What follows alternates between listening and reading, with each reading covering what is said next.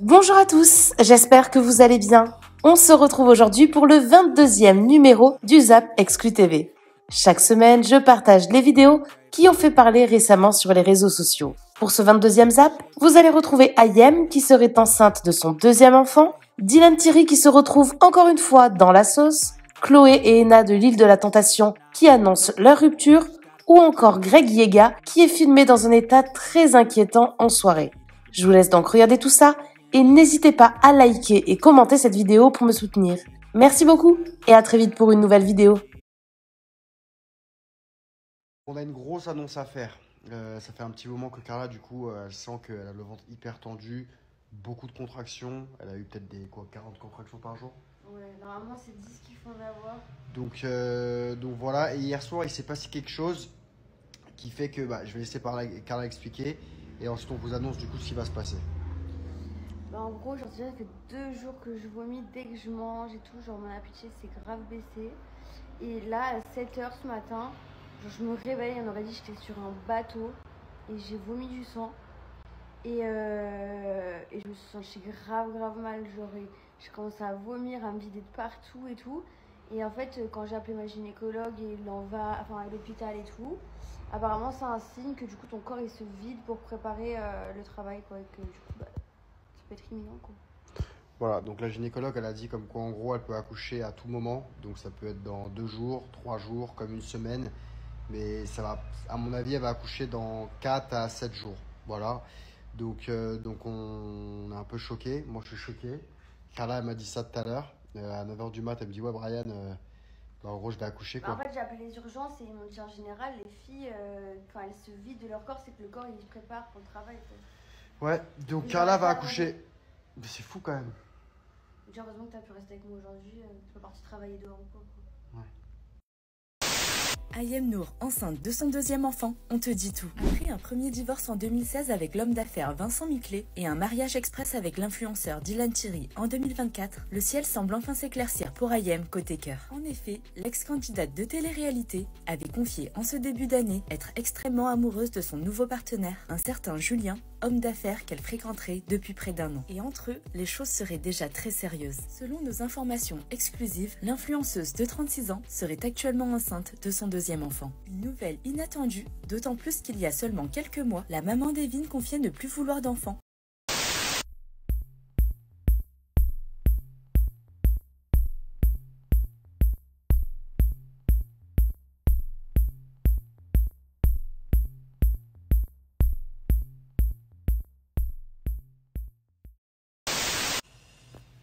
Ça fait 3 ans que tu partages ton argent avec lui. Alors pour ceux qui n'ont pas suivi, elle parle de Gabano, parce que j'avais mis une jolie photo de nous deux, et madame fait cette réflexion. Madame ou monsieur, je ne sais pas.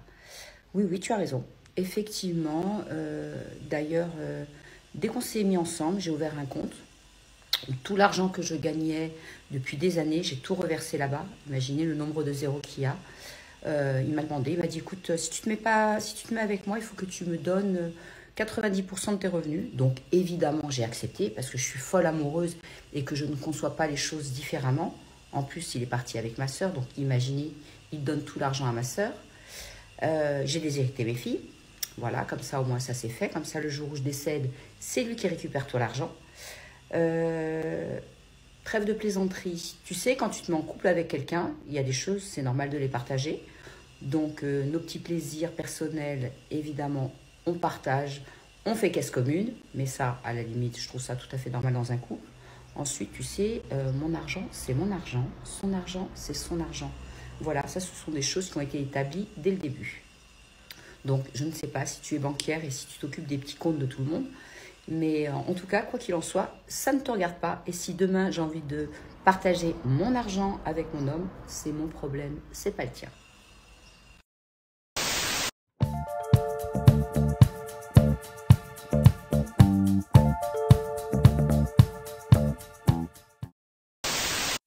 Hello les amis, j'espère que vous allez bien.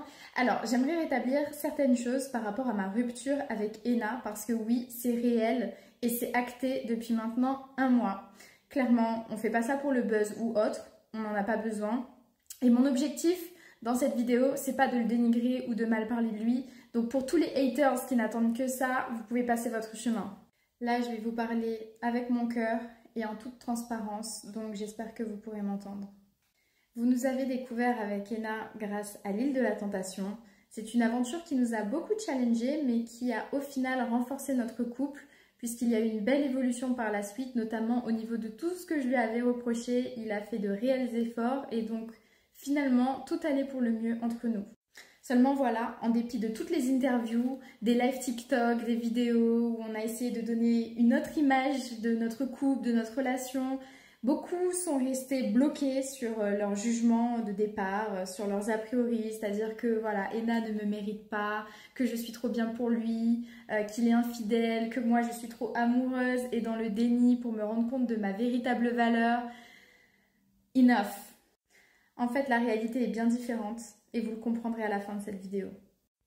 On a tous nos qualités et nos défauts, nos parts d'ombre et de lumière. Donc, dans une certaine mesure, on est tous bons et mauvais à la fois selon les personnes et les contextes. Tout est relatif et subjectif. Donc, arrêtez de croire qu'Ena est le méchant de l'histoire et que moi, je suis la victime, celle qui est amoureuse et qui souffre en amour. Parce que c'est pas le reflet de la réalité. En tout cas, c'est pas la mienne. Ena, vous l'avez vu dans un certain contexte, mais vous ne le connaissez pas. C'est quelqu'un de profondément bon, de très généreux, d'attentionné, de serviable. Quand il aime et qu'il s'engage, c'est pour la vie, au quotidien. Il faisait tout pour moi, tout pour mon bien-être, tout pour mon confort. Et c'est quelqu'un que j'ai rencontré à un moment de ma vie où j'étais seule, perdue et en manque de repères. Il m'a toujours aidée, guidée, protégée et défendue. Grâce à lui, j'ai découvert un tout autre mode de vie. J'ai grandi et j'ai compris que je pouvais oser croire en mes rêves. Il m'a aussi sauvé la vie à plusieurs reprises. Plusieurs fois, j'ai voulu en finir et c'était le seul à être là pour moi. Outfit of the day pour aller où? À la plage. À la plage. Donc pour aller faire un pique-nique à la plage.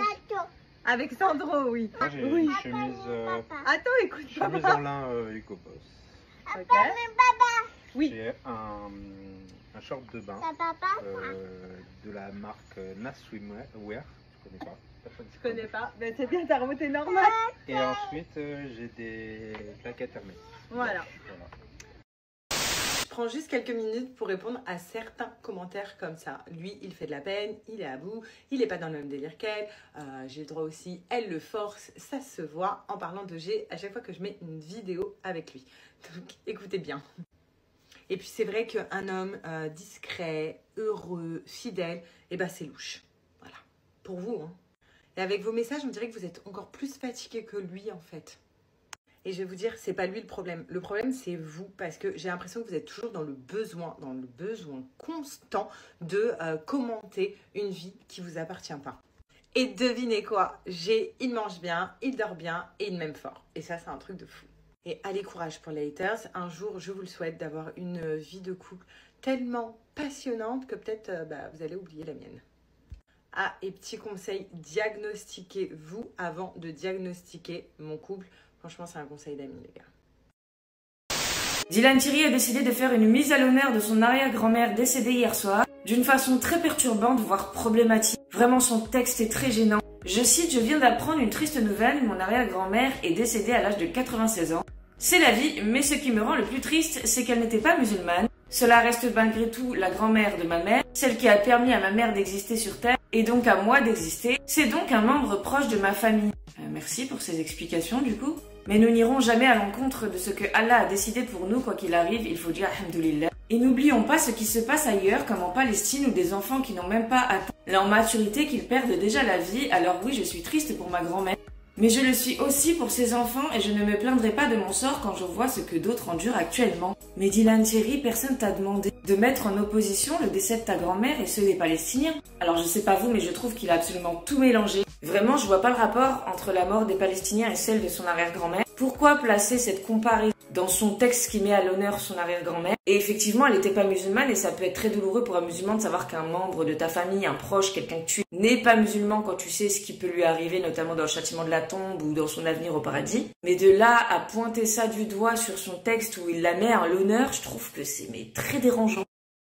Dylan Thierry a utilisé l'islam pour arnaquer les gens. L'Aïd, c'est dans 4 jours. Vous savez à quel point c'est important de sacrifier le mouton. Je vous remets le lien qui vous permet de sacrifier un mouton pour des familles qui en ont besoin à Madagascar. Ça s'est passé le mois dernier et personne ne l'a calculé. Je ne vais plus vous présenter Dylan Thierry, l'influenceur découvert dans Koh-Lanta, qui a cru qu'il avait gardé un totem d'immunité face aux accusations d'escroquerie. Nous n'allons pas non plus parler ici des suspicions de trafic et d'exploitation en tout genre. Sinon, cette vidéo va être plus longue que mon ticket de caisse aux Galeries Lafayette. Dylan Thierry sera jugé en 2025 pour détournement de fonds après avoir été accusé d'avoir détourné près de 262 000 € via des cagnottes humanitaires.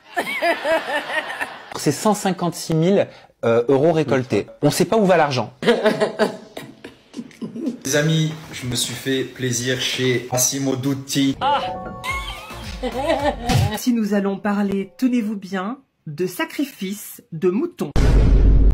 Le mois dernier, en story sur Snapchat, Dylan Thierry a fait une collaboration commerciale, ou plutôt devrais-je dire un partenariat, pour faire la promotion d'une société qui sacrifie des moutons pour en faire don à des familles dans le besoin à Madagascar. Là-bas, il y a énormément de familles qui en ont besoin. Vous avez juste à cliquer, réserver votre mouton. Chaque sacrifice, par personne, par le nom de la personne, il y aura une vidéo. Dylan Thierry, tu n'es pas un noble bienfaiteur, tu es un profiteur. Premièrement, Dylan Thierry nous parlait de 199 € pour un sacrifice de mouton dans sa story. Le mouton, il est à 199 €. Sauf que sur le site Hello Asso, qui propose de faire les mêmes dons pour l'association Le Sourire des Autres, on n'est pas du tout sur les mêmes tarifs. 65 € le mouton et 50 € la chèvre. Il y a une énorme marge qui a été faite sur un acte de foi. J'ai fait beaucoup d'aide humanitaire, j'ai sauvé des vies, il y a beaucoup d'enfants qui meurent pas de faim grâce à moi. Par contre ici il reste un animal et c'est le blaireau et il s'appelle Dylan.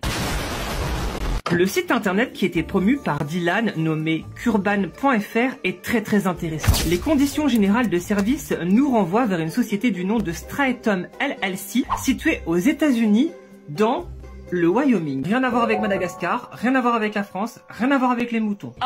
Dylan qui a l'air vachement content d'être là, cache ta joie Dylan. Première contradiction, selon les informations révélées par le site internet, cette société serait entrée en vigueur le 17 mai 2025. Retenez bien cette date, le 17 mai 2025. Or, sur le même site internet, on retrouve des avis antérieurs à la création de cette société.